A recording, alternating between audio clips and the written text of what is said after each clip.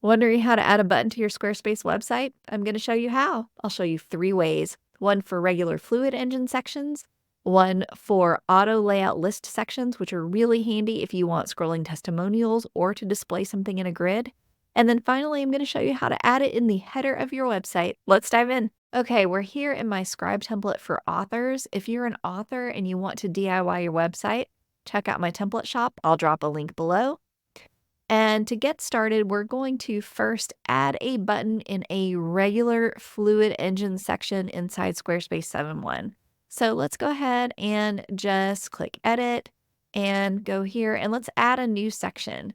Now, you could choose one of these that already has a button added, but I'm going to choose one that doesn't and walk you through adding a button. So we've got 3 elements here in this section already. We've got a large text element, another smaller text element, and a large image.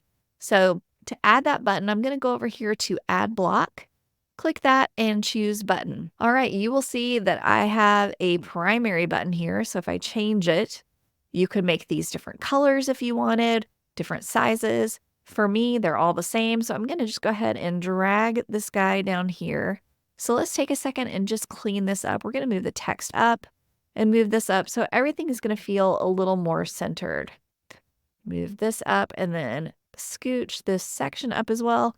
And what are we going to do about this massive button? Well, we can resize it.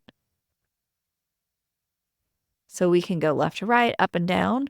Or if you want to just have it auto lay out the button for you, you can click the pen tool, go to design and choose fit. And now it's going to fit the button around your words and you can decide if you want it left aligned, right aligned, or center aligned. And you can also move it up or down if this box is lower to align to the top, bottom, or middle. And there we have it.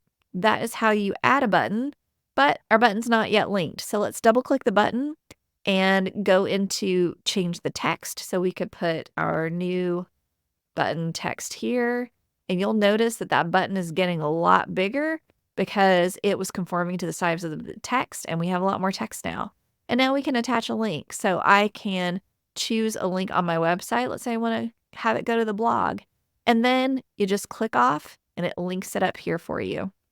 Now, let's take a look at this button again. So we could make it wider so that it is all on one line.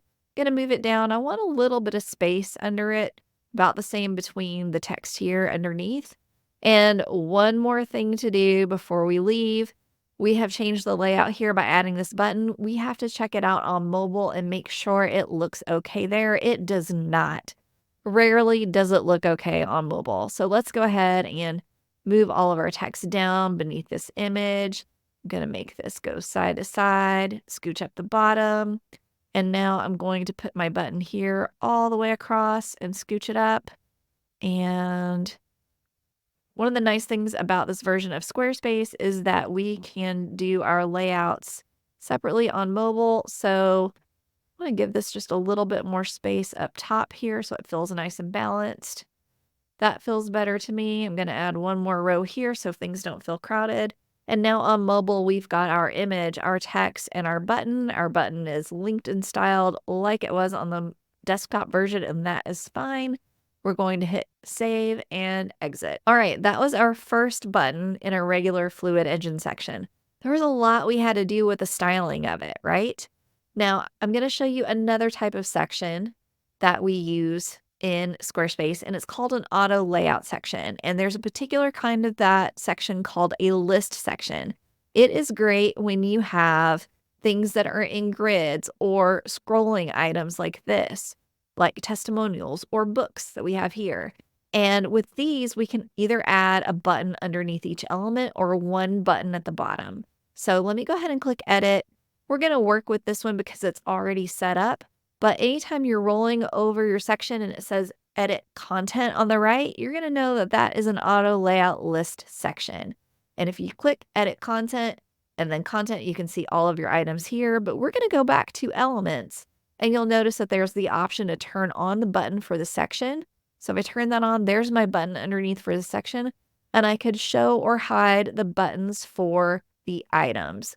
So in this particular instance, I'm going to show you really quick where to set up those buttons for the items, and then I'm going to remove that and just have one button to shop the books. All right, so let's go into content, go into book title 1 here, and if you scroll down, here's where you add your button text, and if we remove this link, we can attach this link to any website in the world by pasting that in or by sending you to another page on the website. All right, but let's say I don't want all of these buttons. It seems like a lot of buttons. Let's get rid of those. Whoops, let's get rid of those and add our section button here. Now, where do we find this? It is confusing. So let's go into content and then click button, and that's going to get us to this button. So we're going to say shop the collection, and then here I'll remove this link, and let's pretend I'm going to send them to an Amazon.com something link so that they can shop my books there. All right, I'll go ahead and click save and exit. And now we have our button here that goes to the blog and our button here that is going to open up Amazon. And finally, I want to show you how to add a button to your nav bar up top here.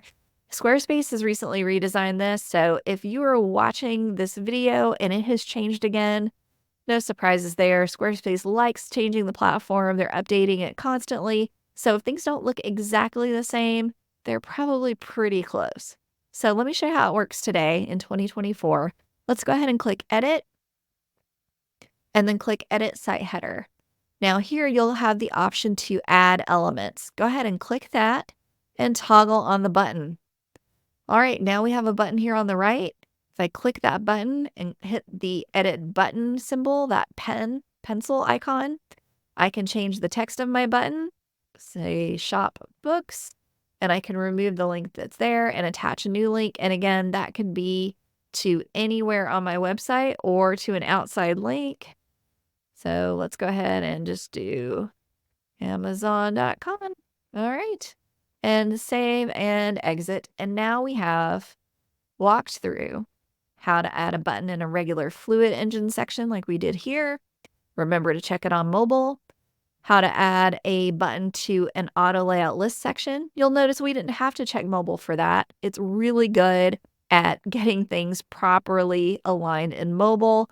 You don't have to worry about that with auto layout list sections. There's nothing you can do to change it in mobile there. And finally, we added a button to our nav bar up top, and I'll just show you what that looks like in mobile view. You scroll down, it's kind of hidden here. Get rid of this little publisher site banner. You can see it's added the button to our mobile menu as well. Okay, that's it for the buttons that I was going to show you today. If you have other questions about buttons, about styling them, about adding them to other types of collections or sections or pages, drop a note in the comments below. I hope this was helpful, and I wish you all the best with your website.